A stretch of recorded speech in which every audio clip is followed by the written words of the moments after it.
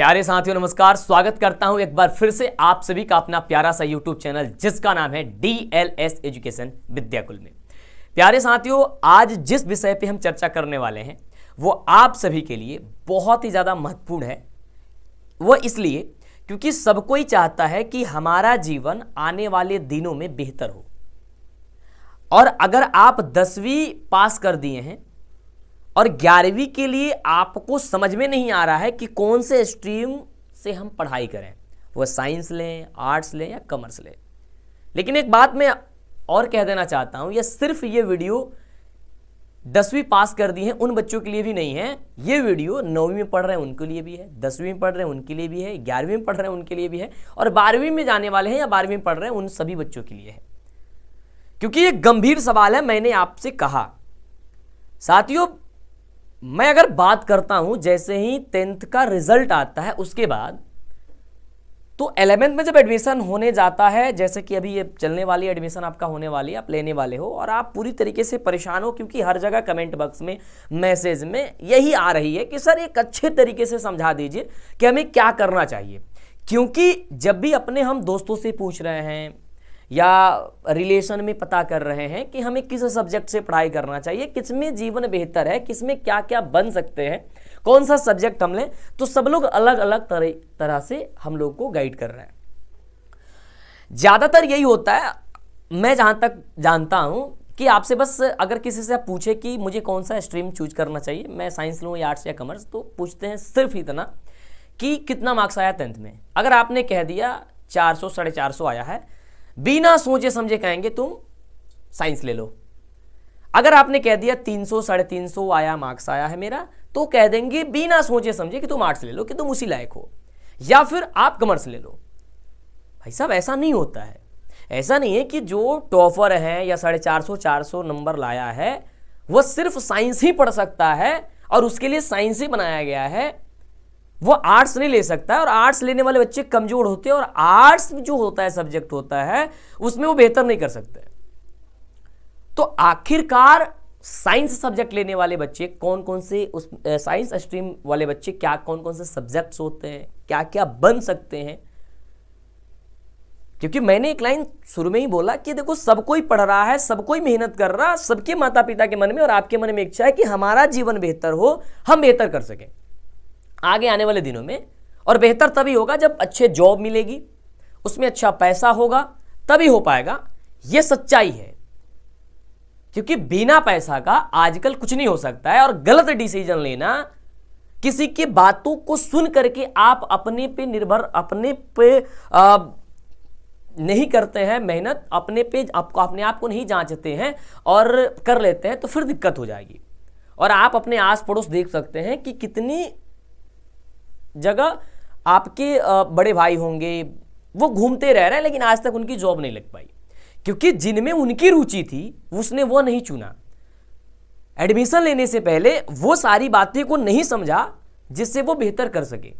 तो आइए बात करते हैं हम लोग, बिना समय को बर्बाद किए हुए सीधे चलते हैं हम लोग। ज़्यादा समय नहीं लेंगे, सब कुछ समझाएंगे एक अच्छे तरीके से।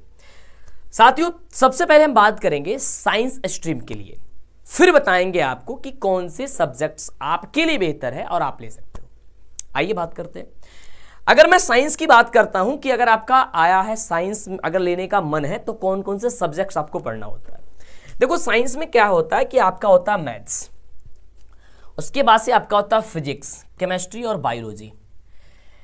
साथियों, इसमें 2 सब्जेक्ट मैंने नहीं रखा है, हिंदी और इंग्लिश। जो हिंदी है और इंग्लिश होता है, अगर मैं 11th की बात करता हूं तो ये लेना ही पड़ता है आप लोगों को, इसलिए मैंने इसे अलग रखा हुआ है। मैंने मुख्य सब्जेक्ट की मैं बात करता हूं तो इसी में से चूज करना होता। अब इसमें जो होता है वो मैथ्स और बायोलॉजी 2 अलग अलग होती है। अगर आपको मैथ्स पढ़ना है, अगर आपको जो है मैथ्स पढ़ना है तो आप मैथ्स, फिजिक्स, केमिस्ट्री ले सकते हैं। अगर आपको बायोलॉजी से पढ़ाई करना है तो बायोलॉजी, केमिस्ट्री, फिजिक्स ले सकते हैं। अगर आप डॉक्टर बनने जाते हैं, डॉक्टर बनने का आपको इच्छा है, तो भाई साहब आप आसानी से बायोलॉजी ले सकते हैं। नहीं तो आप टेक्निकल चीज़ों में जाते हैं, इंजीनियर बनना चाहते हैं, तो मैथ से आप पढ़ाई कर सकते हैं। हालांकि अब बच्चे क्या कर रहे हैं, ज़्यादातर मैथ और बायोलॉजी दोनों ले रहे हैं, एक एक्स्ट्रा में ले रहे हैं। और ये अच्छी बात है। अगर बोर्ड की बात करते हैं तो ये दे रहा है मौका कि आप एक्स्ट्रा ले सकते हैं और उसमें भी आप बेहतर कर सकते हैं। और आगे चल करके आप अगर मन नहीं किया कि मुझे बायोलॉजी पढ़ना है, मैथ आपने पढ़ा, कहा कि नहीं मुझे बायोलॉजी से ही पढ़ाई करना है, तो बायोलॉजी से भी कर सकते हैं। देन ये सारे सब्जेक्ट्स होती है आपके साइंस स्ट्रीम में। अब रुचि आपकी किस में है, कौन सा सब्जेक्ट पढ़ना चाहते हैं, आपको ज़्यादा अच्छा लगता है। अगर इन सब्जेक्ट्स के बारे में अगर आपको नॉलेज है या आप चाहते हो कि मैं इसमें मेहनत कर सकता हूँ, भले आपका 300 350 मार्क्स है, उससे मतलब नहीं है। अगर आप लोग जेईई या नीट का एग्जाम निकालना चाहते हो, आप बिना सोचे समझे इस सब्जेक्ट को आप ले सकते हैं। लेकिन इस सब्जेक्ट से पढ़ करके बनते क्या है, तो ये इस प्रकार से मैंने कुछ जो है एग्जाम्पल के तौर पर रखा हुआ है। जैसे अगर आप इंजीनियर बनना चाहते हैं, डॉक्टर, साइंटिस्ट या फिर साइंस वगैरह के टीचर बनना चाहते हैं, प्रोफेसर बनना चाहते हैं, ये तो हुई आपकी जॉब। लेकिन इसके साथ साथ जो गवर्नमेंट जॉब आती है, जो एसएससी होता है, यूपीएससी जो आईएएस होता है, अगर इन में भी अगर आपका रुचि है तो आप जो है साइंस पढ़ करके भी आप जो है यहाँ पे पहुँच सकते हैं और बेहतर कर सकते हैं। गवर्नमेंट जो भी है, ऐसा नहीं है कि आपने साइंस ले लिया तो जो मैंने एग्जाम्पल रखा हुआ है आप वही बन सकते, इसके अलावा नहीं। एक बड़ी अच्छी बात मैं बताने वाला हूं आपको बीच में, है ना, तो उसे सुनना बहुत जैसे आपका पूरा क्लियर हो जाएगा कि मुझे क्या चूज करना। अभी तो सिंपल मैंने बताया कि देखो ये पढ़ना है और ये आप इसमें बन सकते हो। देन अगर मैं बात करता हूं आर्ट्स के लिए, तो आर्ट्स के लिए कुछ इस प्रकार से सब्जेक्ट्स होते हैं। अब इतने सब्जेक्ट देख करके आप कंफ्यूज मत होइएगा, इसमें से सिर्फ 3 ही सब्जेक्ट चूज करना होता है, जो भी आप चूज करना चाहें, जैसे हिस्ट्री, ज्योग्राफी, पॉलिटिकल या फिर इकोनॉमिक्स या होम साइंस, जो भी है। म्यूजिक वगैरह लेना चाहते हैं, साइकोलॉजी वगैरह लेना चाहते हैं तो आप ले सकते हैं इसमें से किसी 3 सब्जेक्ट को, जो आपको अच्छा लगता है। हिस्ट्री जो होता है, इतिहास जो होता है, वो आप लेते ही हैं। ज़्यादातर बच्चे यही 3-4 सब्जेक्ट है ना, इसी में से सबसे ज़्यादा चूज करते हैं। अधिकतर बच्चों की मैं बात करता हूँ। तो अगर आप आर्ट्स लेते हैं तो अधिकतर बच्चे का मन में, दिमाग में होता क्या है, तो आप इसका तैयारी आसानी से कर सकते हैं। आईएएस का तैयारी, आईपीएस का तैयारी, यूपीएससी के माध्यम से, बीपीएससी के माध्यम से जो एग्ज़ाम आपकी होती है, एडवोकेट, आप वकील वगैरह का करना चाहते हैं, है ना, तो इस प्रकार से ये जो जॉब है, फैशन डिज़ाइनर अगर आप बनना चाहते हैं तो ये आसानी से आप सिर्फ आर्ट्स लेकर के आप पढ़ सकते हैं। ऐसा भी नहीं है कि अगर आप आर्ट्स लेंगे तो ही जा करके आप ये कर सकते हैं, साइंस वाले बच्चे भी कर सकते हैं। अब इसमें आप अभी भी आप कंफ्यूज में होंगे कि ये क्या है, तो ये कुछ नहीं है, मैं आपको अभी क्लियर करने वाला हूँ इन सारी बातों को। मैंने कहा कि मैं आपको कुछ बात बताऊंगा, अभी एक स्लाइड मैंने रखी हुई है, उससे आपका क्लियर हो जाएगा सब कुछ। ये बस सिर्फ और सिर्फ अभी मैं सिर्फ इस मुद्दे पे बात कर रहा हूं कि आमतौर पे आपको अगर जो सब्जेक्ट स्ट्रीम लेते हैं उसमें होता क्या है, ठीक है। इसके अलावा जो गवर्नमेंट जॉब होती है, एसएससी का हो गए या फिर रेलवे वगैरह हो गए, जो भी है, यूपीएससी आता है, बीपीएससी, जो भी मैंने कहा, वो आप भी इसके माध्यम से कर सकते हैं। लेकिन अगर आप कॉमर्स सब्जेक्ट्स को चूज करते हैं, ये सबसे मज़ेदार होती है। जिनको अगर इंटरेस्ट है इसमें तो सबसे अच्छे सब्जेक्ट्स मैं मानता हूँ। वैसे तो मैंने साइंस से पढ़ाई की है, लेकिन ये सब्जेक्ट में जो चीज़ें दी गई होती है बहुत अच्छा होता है। अकाउंटेंसी इसमें पढ़ना होता है, बिजनेस स्टडी, बिजनेस के बारे में, इकोनॉमिक्स के बारे में, तो ये जो होती है वो इसमें ये सब्जेक्ट्स कुल मिलाकर के होती है। और इसमें सब में हिंदी इंग्लिश ऐड होता है। हिंदी इंग्लिश का एग्जाम्स आप आसानी से ऐड करके आप दे सकते हो। ये मतलब मेन सब्जेक्ट अगर मैं बात करता हूँ तो होता है। अगर इसमें क्या बन सकते हो, तो साथियों अगर आपने सुना होगा, सीए के बारे में सुना होगा, चार्टर्ड अकाउंटेंट जो होता है सीए होता है, या कंपनी का सेक्रेटरी जो जिसे कहा जाता है, वो आप इस कॉमर्स को लेकर के आप अगर चाहते हैं तो बन सकते हैं। अकाउंटेंट जो होता है वो आप बन सकते हैं इसे पढ़ाई करके, यानी कि बात करते हैं तो बैंक से रिलेटेड कुछ कार्य होते हैं जो आप इससे आप आसानी से इस सब्जेक्ट को या आप इस स्ट्रीम को चूज करके आप उस फील्ड में जा सकते हैं।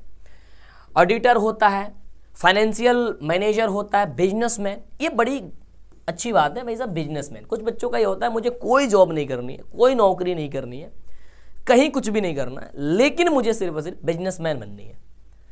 तो आप जो है जब कॉमर्स को चूज करते हैं तो इसमें आप जो है बेहतर कर सकते हैं। इसमें सब कुछ आपको पढ़ाई जाती है, सब कुछ आपको बताया जाता है, तो आप इस सब्जेक्ट को लेकर के कर सकते हैं। अब आपने ये देखा, अब थोड़ी सी मैं इसका ओवरव्यू अगर दूं तो आपने देखा कि साइंस में कौन कौन सा सब्जेक्ट आते हैं, आर्ट्स में कौन कौन सा आते हैं और कॉमर्स में क्या क्या आते हैं, क्या क्या पढ़ करके हम बन सकते हैं। वैसे तो गवर्नमेंट जॉब जो होती है वो आप सब में आप एग्जाम जो है फॉर्म भर सकते हैं और कर सकते हैं। अब आपके मन में सवाल आ गया कि सर अब हम लोग जो है वो चूज क्या करें और कैसे, कौन सा हम लोग के लिए बेहतर होगा और पढ़ाई हम कैसे करें। और हमारे छोटे भाई बहनों का ये सबसे ज़्यादा 10th के बच्चों का सवाल है मेरे से कि सर क्लासेस बहुत ज़्यादा बंद है। मैं समझ रहा हूँ, उसके बारे में मैंने कहा कि वो चीज़ भी मैं बताने वाला हूँ सब कुछ। तो साथियों अब बात करते हैं कि कौन से स्ट्रीम हम लोग को लेना चाहिए, मतलब आप लोगों को कौन सा स्ट्रीम लेना चाहिए जिसमें आपका जीवन बेहतर हो सके। सबसे पहली सवाल जो मैंने कहा था कि जिस स्ट्रीम में आपका सबसे ज़्यादा रुचि हो वही स्ट्रीम को आप सभी को चूज करना चाहिए। यहां पे किसी से सलाह नहीं लेनी है, सुनना सबका है, करना अपना है। सुनना सबका है, करना अपना है, ये लाइन याद करके रखना। सबसे पूछो, जो जो सलाह देते हैं सबका सुनो, उसका देखो कि उसको सलाह देने का तरीका क्या है। क्या आपके मार्क्स से कह देता है कि आपका इतना नंबर आया है आप यही ले लो। साथियों दूसरे नंबर पे मैंने बहुत अच्छी बातें लिखी है कि अधिक पैसा, कुछ बच्चे होते हैं सोचते हैं अरे जिसमें जितना ज़्यादा पैसा होगा ना मैं वही करूंगा, मैं वही कोर्स करूंगा, मैं वही स्ट्रीम चूज करूंगा। ये गलत बात है। कोई भी ऐसा स्ट्रीम नहीं है जिसमें ज़्यादा पैसा ना हो। पैसा से कोई स्ट्रीम नहीं, ऐसा नहीं कि आपके मन में ये विचार में, ये हकीकत है। अगर मैं 80% बच्चों की बात करता हूं तो वो दिमाग में ये रहता है कि जिसमें ज़्यादा पैसा होगा ना मैं वही करूंगा। ऐसा नहीं, कभी भी ये गलती ना करें। दूसरी, सामाजिक दबाव। सामाजिक दबाव जैसे कि आपका मार्क्स आ गया, कोई बोल दिया आपका मैथ्स में कितना है, आपने कहा मेरा 99 नंबर आया है, 95 नंबर आया है, 90+ नंबर आया हुआ है।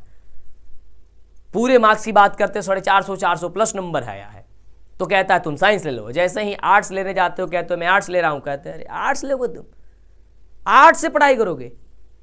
अब आप कंफ्यूज होते हैं यार क्या यार ये कौन से सब्जेक्ट कह दिया मैंने, ये स्ट्रीम कह दिया जो इन्होंने कह रहे यार आर्ट्स ले रहे हो। ये दबाव जो है वह बहुत गलत बात है और ऐसा कहीं पे भी नहीं होना चाहिए। अगली मैं बात करता हूं तो होता सबसे अधिक अंक वाला विषय जो मैंने समझाया अभी। आपका बायोलॉजी में ज्यादा अंक आ गया तो किसी से कहो मैं कौन सा सब्जेक्ट लूं, किस सब्जेक्ट में कौन सा अंक है, कितना मार्क्स है, कुछ किसी ने पूछ दिया, आपने कह दिया मेरा बायोलॉजी में जो है बहुत अच्छा मार्क्स है, 90+ है, 95+ है, 99 है, 100 में 100 है, क्या तुम बायोलॉजी लो, तुम अब बायोलॉजी लो। भले ही आपको उसके बाद से रुचि नहीं है उसमें बायोलॉजी पढ़ने में, लेकिन आप सोचोगे कि नहीं मेरा ज़्यादा नंबर आया इसका मतलब मैं इसमें बेहतर कर सकता हूँ। ऐसा अनुमान लगाने से कुछ नहीं होगा और यही अनुमान जो होती है हम लोगों की जीवन को बर्बाद कर देती है। मैंने एक सब शुरू में स्टार्टिंग में कहा था कि यार आप लोग आस पड़ोस जब आप देख रहे होंगे उसमें क्या हो रहा है कि अभी भी बहुत सारे ऐसे लोग हैं जो अभी घूमते हैं जॉब की तलाश में। तो ऐसा क्यों? क्योंकि जिसमें उनकी रुचि थी ना वो स्ट्रीम उन्होंने नहीं चूज की थी। अब उनसे पूछिए कि आप अभी तक असफल क्यों रह गए, सिर्फ वह उनका यही जवाब होगा कि मैं गलत डिसीजन ले लिया था, मुझे ये नहीं ये करना चाहिए था। वो ऐसा ही कहेंगे ज़्यादातर, है ना। या कुछ लोग कहेंगे मेरी किस्मत नहीं है, ये नहीं है। अरे किस्मत उस्मत कुछ नहीं यार, सब कुछ अपना होता है, मेहनत होता है और एक सही डिसीजन होता है कि मैं किस लायक हूं और मैं कहां जा रहा हूं। ये सबसे बड़ा डिपेंड करता हूं। वहां पे अपने अंदर झांक करके देखना। देखो अगर कोई पूछता कि आप कैसे हो, कोई बाहर से देख करके आपको अनुमान लगा सकता है और आप कह सकता है कैसे हो, लेकिन खुद आप जानते हो कि कैसे हो। साथियों जब एग्जाम दे करके आते हैं हम लोग ना, तो कोई पूछता है कि कैसे लिखे हो। अगर एग्जाम गया होता अच्छा तो भाई साहब कहते हो हाँ बहुत अच्छा लिखे। लेकिन एग्जाम अगर खराब भी गया है तो कोई कहता है कैसे लिखे थे, एग्जाम गया बढ़िया, आप कहते हो बहुत बढ़िया एग्जाम गया था, बहुत बढ़िया। लेकिन अगर खराब गया है तब भी बढ़िया कहते हो, लेकिन ये बात तब तुम खुद जानते हो, तुम्हें खुद अंदाजा है कि मेरी रिजल्ट कितनी आने वाली है। तो अपने से झूठ कभी मत बोला करो, ये लाइन याद करना, अपने से झूठ कभी नहीं बोला करो। जो आपको अच्छा लगता है, जो आपको समझ में आता है, आप अपने आप को किसी और से बेहतर नहीं जान सकते हो। अपने आप को आप ही जान सकते हो सबसे बेहतर कि मैं कहाँ हूं, मैं क्या कर सकता हूं, मेरे अंदर क्या क्षमता है। और जिस दिन आपने ठान लिया कि मैं करके दिखाऊंगा, हर चीज पॉसिबल है। कहा जाता है ना, कोशिश करने वाले की कोई कभी भी हार नहीं होती है, बिल्कुल नहीं होती है, ये 100% है। साथियों, अब मैं बात करता हूं कुछ खास बात। अब बच्चे के मन में ये होगा कि सर अब मुझे ये बताओ, एक कमेंट मुझे पहले कर दो, फिर मैं कुछ बातें आपको बता रहा हूं कि आपके मन में क्या चल रहा है, कौन सा सब्जेक्ट। अब आपको क्लियर हो गया होगा कि मैं ये सब्जेक्ट पे जाऊंगा, मैं किसी का नहीं सुनूंगा। पहले बहुत ही अच्छे तरीके से सोचना, अपने पेरेंट्स से कहना कि मुझे ये करना चाहता हूं, आप मुझे ये ना कराइए। अगर जो वो कह रहे हैं अगर तुमको भी अच्छा लग रहा है तो अच्छा है, किसी के कहने से कोई भी निर्णय आप मत लीजिएगा, क्योंकि लाइफ आपको जीना है। वही लोग अगर आपको आज कहते हैं कि तुम ये सब्जेक्ट ले लो और 2 साल या 5 साल के बाद जब आप सफल नहीं होंगे, वही लोग आपको ताना देंगे और कहेंगे कि आप जीवन में बेहतर नहीं कर पा रहे हो, तुमसे कुछ नहीं हो सकता है। वही लोगों कहेंगे। आज अगर उनका बात ना मान करके अगर आपको जिसमें रुचि होता है, अगर आप वो काम कर लेते हो और आप एक सफल इंसान बन जाते हो, तो समझो कि वही इंसान कहेगा कि तुम बहुत बेहतर हो और तूने अच्छा कर दिखाया। तो आज अगर किसी की बात अगर आपको लग रहा है कि वो आपके लिए कह रहा है, अगर आपको भी उसमें पसंद है तो करिए, न तो उसे छोड़ दीजिए। वहीं पे स्टॉप करिए और अपना करिए, क्योंकि लाइफ आपको जीना है, जीवन आपको बेहतर बनाना है, लोगों को साबित आपको करनी है, उसको नहीं। वो केवल सलाह देकर के आज निकल जाएगा और उसकी एक सलाह आपकी जीवन बर्बाद हो सकती है। मुझे पूरी उम्मीद है कि आप लोग इस बात को गहनता से सुन रहे हैं और समझ रहे हैं, और इसके बाद मुझे कमेंट करके बताएंगे कि सर मैं अब ये सब्जेक्ट लूंगा और इसमें जी तोड़ मेहनत करूंगा और बेहतर करूंगा। 9th के हैं, 10th के हैं या 11th के हैं, तो कुछ यहाँ पे हम लोगों ने चला रखी है संकल्प दिवस, और संकल्प दिवस के आप सभी को बहुत ही ज्यादा जो है ना डिस्काउंट आपको हम दे रहे हैं। आप फटाफट से जाकर के ऐप को इंस्टॉल कर सकते हैं, विद्याकुल ऐप को, और यहाँ पे तमाम, जैसे कि मैं अगर आपको चर्चा करना चाहूँ तो यहाँ पे देख सकते हो, अगर आप क्लास 9th के हैं तो आपकी पूरी कोर्स की फी जो है वह 4,999 रुपये है। तो संकल्प दिवस के माध्यम से सिर्फ ये कुछ ही दिन की है, तो आप फटाफट से इसे आप 1,999 रुपये मात्र आप जाकर के एडमिशन ले सकते हैं और अपनी पूरी तैयारी यहाँ से कर सकते हैं। यहाँ पे आपको सब कुछ कराया जाएगा, जैसा आप जानते हैं। आप ऐसा नहीं कह रहा हूँ मैं कि अभी आप जाकर के बैच ले ही लो, पहले जाओ, कंटेंट देखो, टीचर्स को देखो, ऐसे तो आप सबको पता है, चेक करो, जानो, कॉल करके पूछो और फिर एडमिशन लो। अपने घर में अपने माता पिता से, मैं कहता हूँ कि पहले अपने माता पिता से जो है ना उनसे बातें करो, है ना, उनसे कहो कि मैं कुछ अच्छा करना चाहता हूँ और मुझे ये सबसे बेहतर प्लेटफॉर्म लगा हुआ है, तब जाकर के एडमिशन लो। ठीक है, अगर आप क्लास 9th के हैं और आप जो है वो 10th का भी बैच एक साथ खरीद लेना चाहते हैं कि मैं अभी से 9th 10th दोनों करना चाहता हूं, उनके लिए जो 11,999 रुपए जो है उसकी प्राइस सिर्फ अगर अभी आप लेते हैं, संकल्प दिवस जो चल रही है उसमें 4,999 रुपए में आप पूरे 2 साल की पढ़ाई कर सकते हो। 9th पूरी कोर्स, 10th पूरी, वो कुछ भी कोई भी कोर्स हो, हम मास्टर बैच लेके आते हैं, संघर्ष बैच लेके आते हैं, टारगेट 95 आता है, जो भी आता है, रिवीजन आता है, यानी कि अभी से लेकर के एग्जाम तक की तैयारी और उसके बाद तक की तैयारी सब कुछ हमारे साथ कर सकते हो। हमसे जुड़ सकते हो, विद्याकुल का एप्लीकेशन को डाउनलोड कर सकते हो। अगर आप 10th की क्लास में हैं, इस वर्ष तो काफी सारे बच्चे 10th में, तो यूट्यूब तो आप पे पढ़ाई तो चली रही है, लेकिन उससे बेहतर अगर आपको सब कुछ चाहिए, एक ऑफलाइन की आपको फील करना है कि मुझे ऐसा लगे कि मैं ऑफलाइन में पढ़ रहा हूं, तो उसके लिए क्या है, उसके लिए आप जो है जो 5,499 रुपए जो आपकी बैच है उसको मैंने कर दिया है सिर्फ 1,999 रुपए में, तो आप जाकर के फटाफट से ले सकते हो। इसी प्रकार से मैं बात करता हूं, तो क्लास 11th की अगर साइंस स्ट्रीम की आप है तो जो 6,999 है उसको प्राइस को कम कर दिया गया है, 2,999 रुपये आप जाकर के ले सकते हो, जिसमें पूरी 11th की पढ़ाई आप अपना कर सकते हो। अगर आप जो है आर्ट्स स्ट्रीम के हैं, ठीक है, और इसके पहले मैंने एक छूट गया, क्लास 11th के अगर आर्ट्स स्ट्रीम के हैं तो वो जो प्राइस है आपकी 6,999 रुपये, वो जो है आप सिर्फ 2,499 रुपये में कर सकते हैं पूरी 1 साल की पढ़ाई। और साइंस के है तो उसे आप 3,000 में करीब आप कर सकते हो। और यहाँ पे जो है आर्ट्स के बच्चे हैं और 2 साल की पढ़ाई जो है ना, एक बार 11th 12th दोनों बैच लेना चाहते हैं तो पूरी प्राइस आपकी आती है 12,999 रुपए। लेकिन संकल्प दिवस के माध्यम से आपको ये सिर्फ मात्र जो मिलने जा रहा है 6,499 रुपए में, ठीक है, जिसमें आप 11th की पढ़ाई और 12th की पढ़ाई यानी कि 2026 तक की पढ़ाई आप बिना किसी टेंशन का आप कर सकते हो, ठीक है। अगर मैं बात करता हूं क्लास 11th में अगर साइंस स्ट्रीम के आप हैं तो टोटल प्राइस आती है 15,999 रुपए, लेकिन संकल्प दिवस के माध्यम से इसको कम करके सिर्फ आपको 6,999 रुपए में आप इस बैच को ले सकते हो 2 साल के लिए, ठीक है। 12th के बच्चे होंगे तो आपका सेम इसी प्रकार से कुछ प्राइस है, आप देख सकते हैं, जाकर के डाउनलोड कर सकते हैं एप्लीकेशन को, कॉल करके पूछ सकते हैं, सारी डिटेल्स देखिए।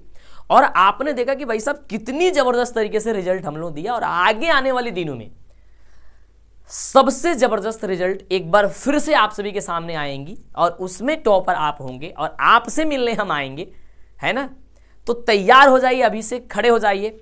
और जो मैंने आज इस वीडियो में डिस्कस की है कि स्ट्रीम कौन सा चूज करें, कैसे पढ़ाई करें, 10वीं के बाद क्या करें ना करें, ये आपने क्या सोचा, कौन सा स्ट्रीम आप लेना चाहते हो, कैसे पढ़ना चाहते हो, मतलब क्या आपके मन में है, क्या बनना चाहते हो, अगर कमेंट बॉक्स में कमेंट करते हो तो मुझे सबसे ज़्यादा खुशी होगी। तो मुझे आशा है, मुझे पूरी विश्वास है कि आप नीचे कमेंट करके मुझे बताओगे और अपने दोस्तों साथियों में से शेयर करोगे। साथियों में मिलता हूं अगले वाली वीडियो में क्लास में, और जो भी 9th 10th के बच्चे हैं उनकी क्लास जो है शुरू हो चुकी है, तो वो अपना क्लास भी बेहतर कर सकते हैं।